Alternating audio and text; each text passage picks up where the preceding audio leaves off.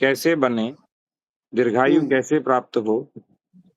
ब्रह्म ऋषि पंडित श्रीपाद दामोदर सातवलेकर जी। 17वां सूत्र है, 17वीं ऋचा है। हाँ। अर्वधिबरग्ने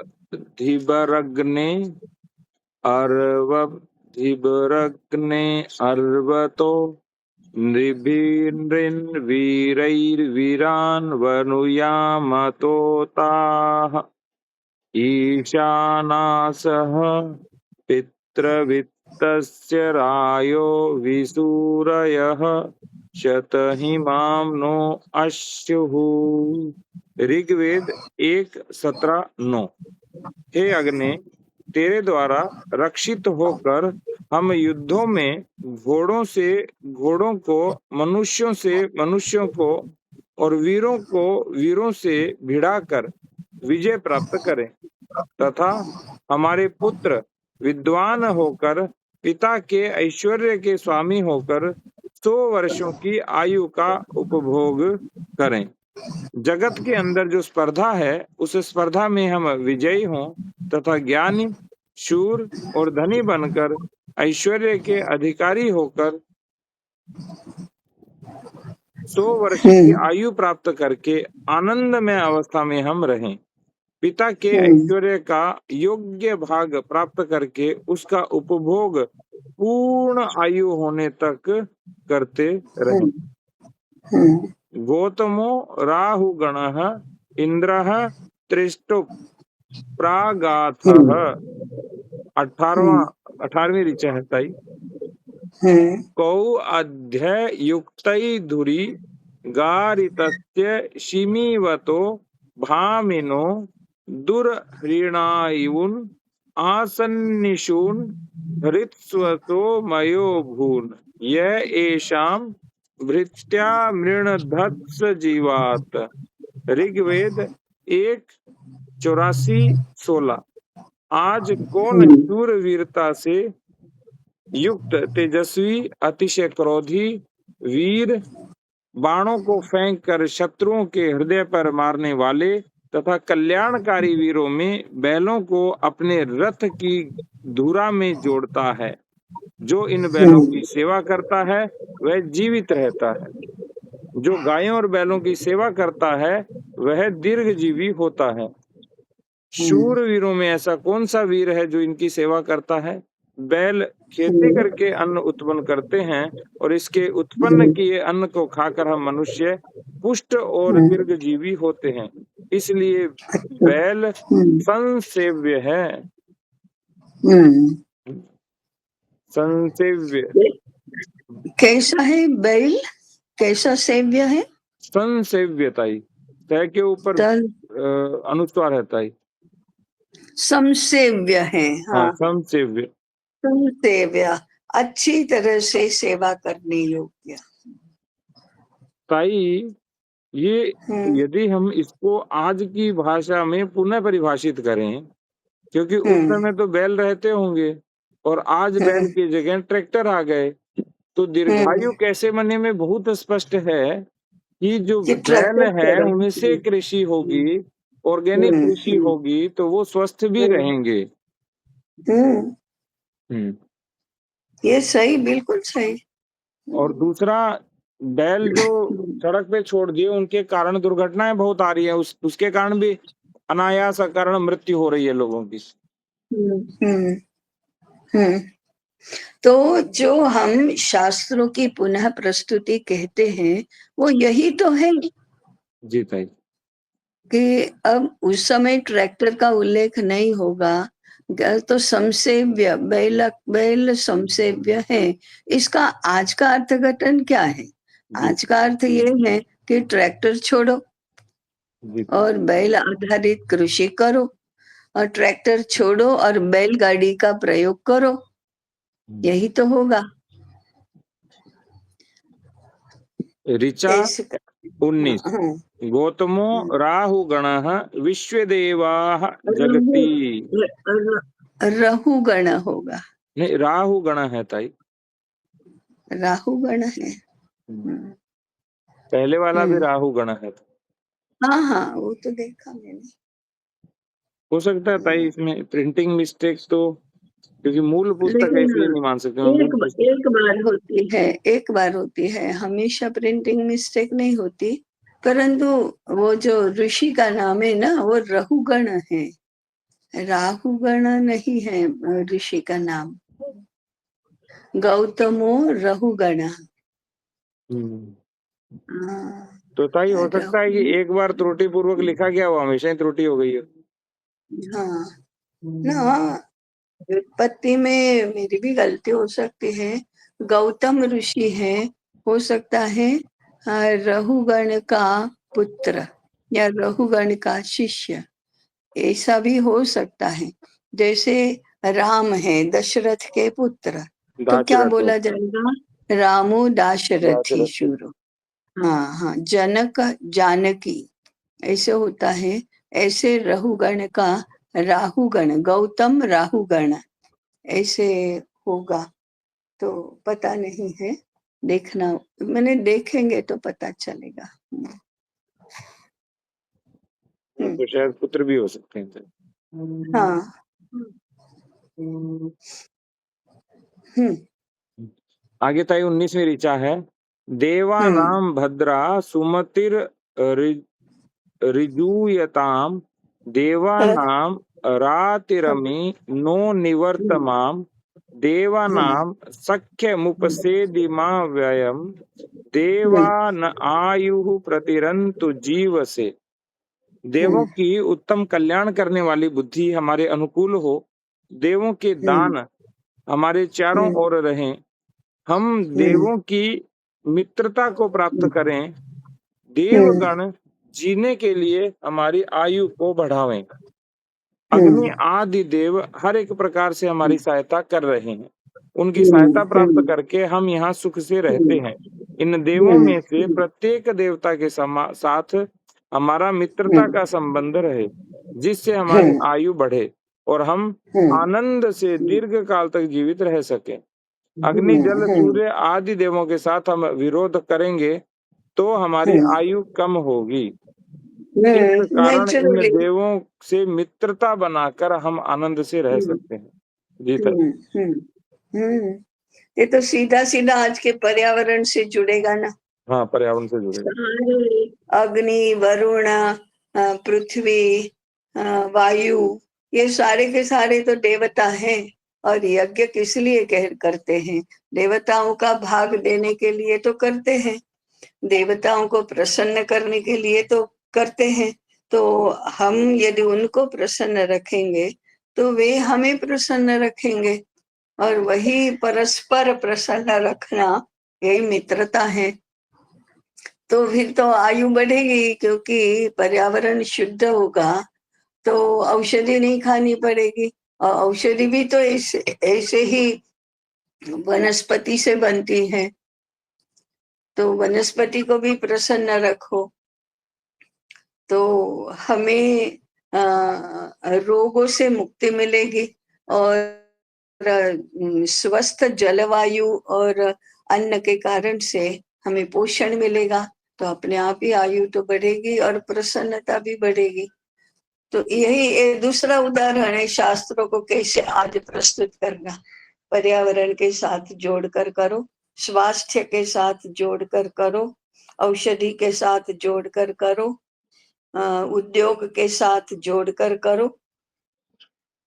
कैसे उत्पादन करना, इसमें सीधी सीधी ये बातें आ सकती है ना। जी ताई। हम्म ताई, ये तो बहुत अब मुझे समझ आने लगा कि हम्म वेदों में हम्म सारी प्रकृति में देवताओं को प्रतिष्ठित हम्म करके और उनका पूजन इसलिए किया जाता था ताकि एक भाव बने, हम्म, और कभी फिर हम उसे हाँ। देव मानकर नष्ट नहीं करें। जैसे ही उसको देवता नहीं हम्म मानेंगे, हम्म, हम नष्ट कर हाँ तो देंगे। नष्ट जैसे ही कर देवता मानना बंद हाँ किया तो हाँ नष्ट हो जाएगा। हाँ।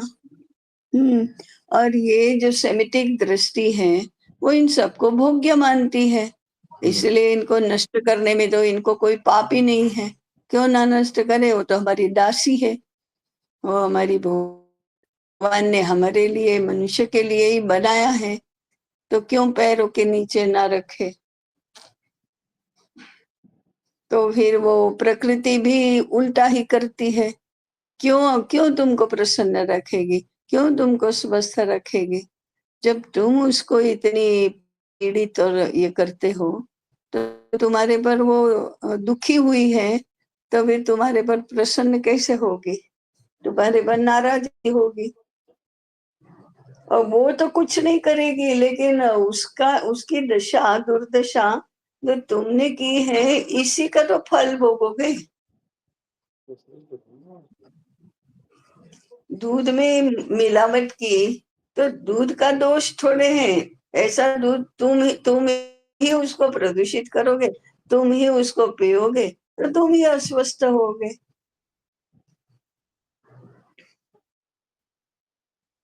उसमें दूध का क्या दोष है, भूमि का क्या दोष है, वायु का क्या दोष है? तुम ही तो कर रहे हो।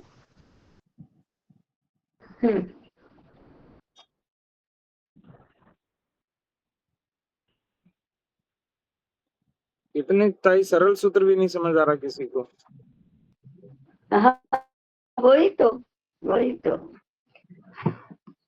कभी कभी कहाँ कोई, ना कोई पढ़ता है, ना सुनता है, ना बोलता है, ना समझता है, और अपनी जिम्मेदारी छोड़ देता है। उसने कभी अपने ऊपर लिया ही नहीं। कोई प्रदूषण करने वाला, प्लास्टिक का उपयोग करने वाला कभी भी अपने ऊपर जिम्मेदारी नहीं लेता है कि मैं प्लास्टिक का उपयोग नहीं करूंगा, मैं रासायनिक खाद का उपयोग नहीं करूंगा, मैं बाजार की चीज नहीं खाऊंगा। अपने ऊपर तो लेता ही नहीं। देखो ना कैसा मिलता है, कैसे लोग करते हैं, कैसे चारों ओर प्लास्टिक छाया हुआ है। अरे यार तुम छोड़ो ना पहले।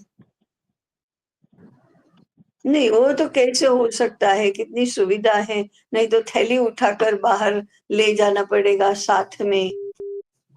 लोग क्या कहेंगे थैली झुलाते जाओ तो? ये ऐसे मिथ्या बोलना सीख गया है।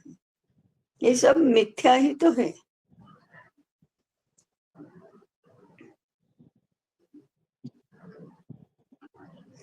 भाई 20वीं ऋचा है।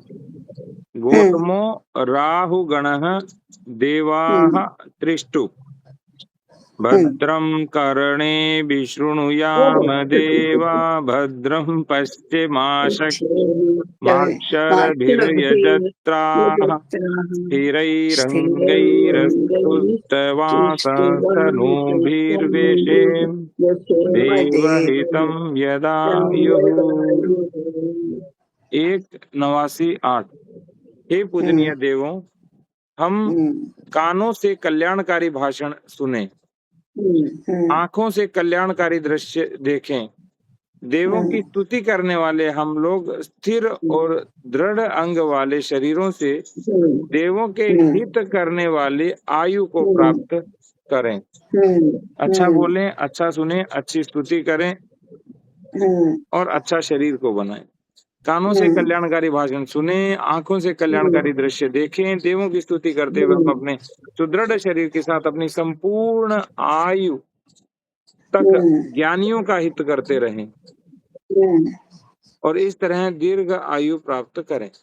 कानों से बुरा भाषण कभी न सुने, कानों से खराब दृश्य कभी न देखें, कभी दुष्टों की प्रशंसा न करें और अपने शरीर को सुदृढ़ रखकर दीर्घायु प्राप्त होने का प्रयत्न करें। भाई आज तक सुन रहे थे, लेकिन इतनी अच्छे से कभी नहीं समझा इसको।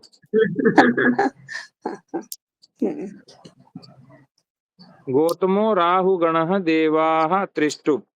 21वीं ऋचा। शतमिन्नु शरदो अन्ति देवा यत्रा नश्य चक्रा जरसई तनूनाम् पुत्रा सुयत्र पितरो भवन्ति मानो मध्यारिषतायुर्गन्तोः। 1:89:9 ऋग्वेद। हे समर्थ देवों, तुमने आयु की मर्यादा 100 वर्ष की है।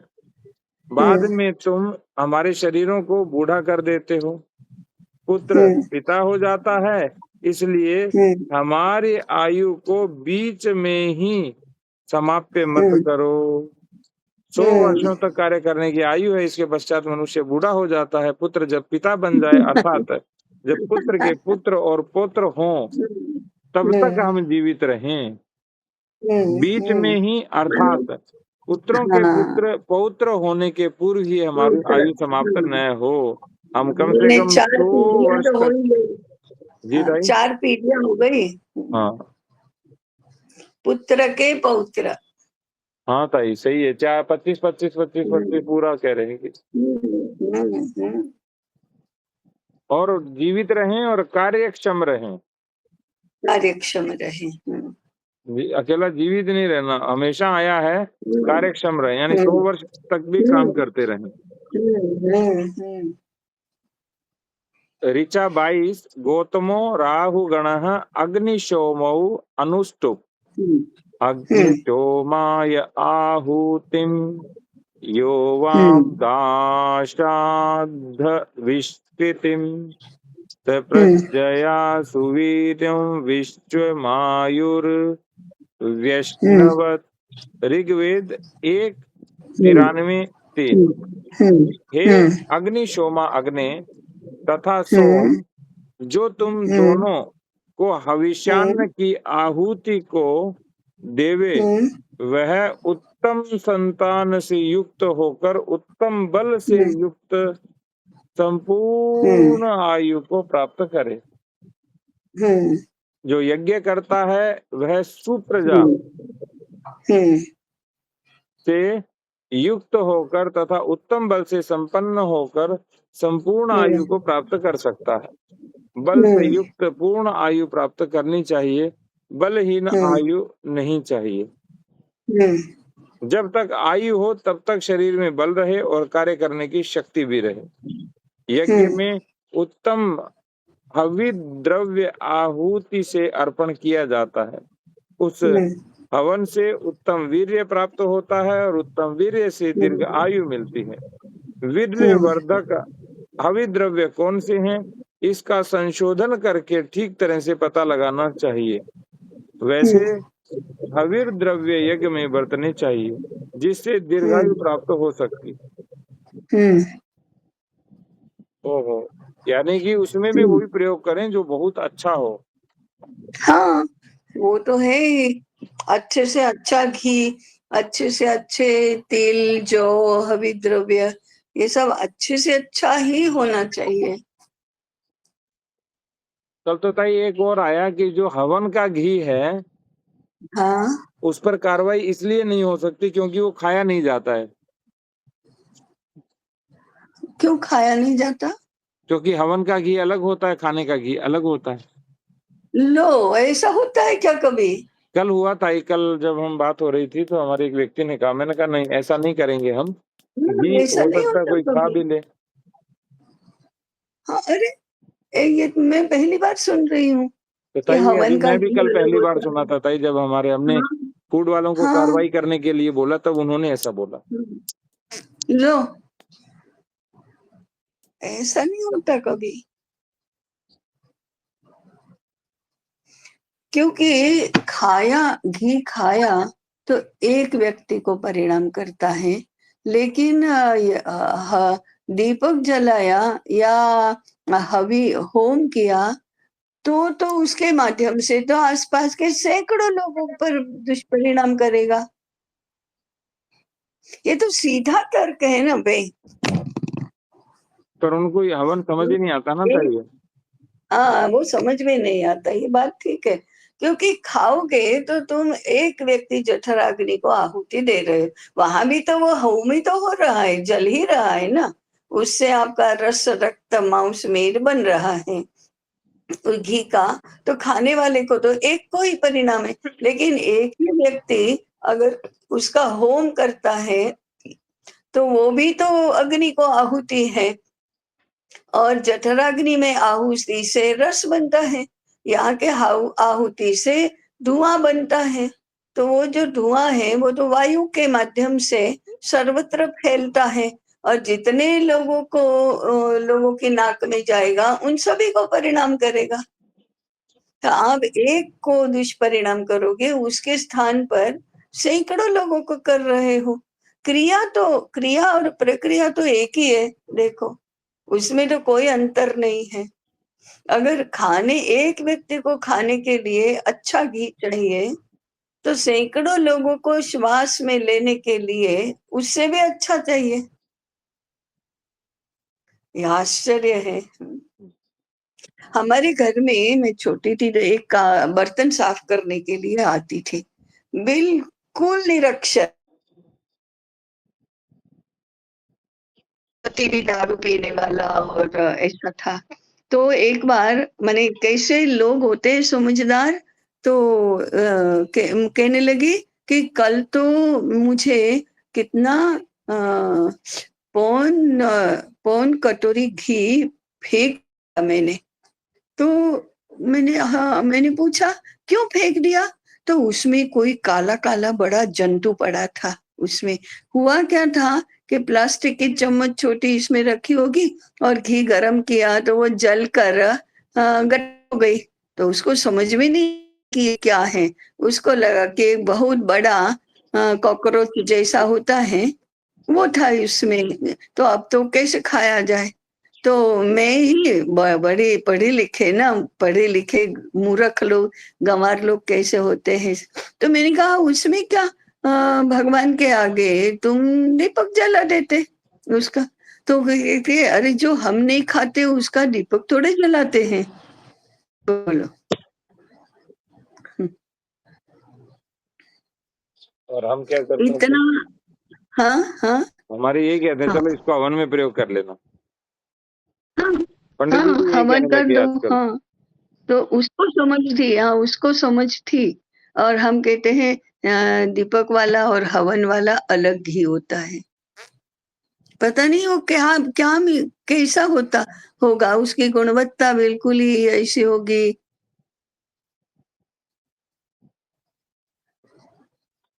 जी सर। तो पहना नहीं जाता, खाया नहीं जाता, उसको जलाया तो बिल्कुल ही नहीं जाता। क्योंकि हम जैसे प्लास्टिक का है, पहना तो एक व्यक्ति को नुकसान हुआ, उसको जलाया तो सैकड़ों लोगों को नुकसान हुआ। और सैकड़ों में हम भी तो आ ही गए, क्योंकि हम भी तो वही होते हैं। मैंने ये जो है ना, ऐसा खा खा कर और ऐसा पढ़ पढ़ कर जो विपरीत बुद्धि हुई है ना, उस विपरीत बुद्धि के ये उदाहरण है। अभी ताई हम एक जगह पे कार्यक्रम था सरकारी, तो वहां पे हवन करने के लिए गए। वो उन्होंने कहा हवन हम्म है उद्घाटन से पहले। तो कम से कम हम्म 3-4 हमें करना था उस दिन उद्घाटन, चौकियों का हम्म उद्घाटन था हमारे यहाँ। हम्म तो हम्म पंडित जी ने सारे जो ये प्रयोग करते हैं ना हम, तगारी, बट्ठल कहते हैं हमारे हाँ इधर। तो हाँ कोई हाँ, कोई उसमें सीमेंट है, बहुत गंदा है, उसी में यज्ञ कर रहे हैं। शाबाश। तो मैंने कहा पंडित जी महाराज ऐसे थोड़ी करते हैं कोई, इसमें यज्ञ तो बहुत हाँ ही हाँ अशोभनीय भी है, हानिकारक हाँ भी है, और देवताओं के लिए तो है ही नहीं ये। क्या नहीं, और कुछ नहीं मिला, अशास्त्रीय है वर्षा आ रही है बिल्कुल। तो ये हो गया। तो मैंने कहा वर्षा आ रही थी हम्म, तो आप सामान्य कार्य करते, नीचे 10 हाँ ईंटा रख लेते, थोड़ी मिट्टी डाल लेते, हाँ और तुरंत हाँ ईंटा से हवन हाँ कुंड बन जाता। हाँ।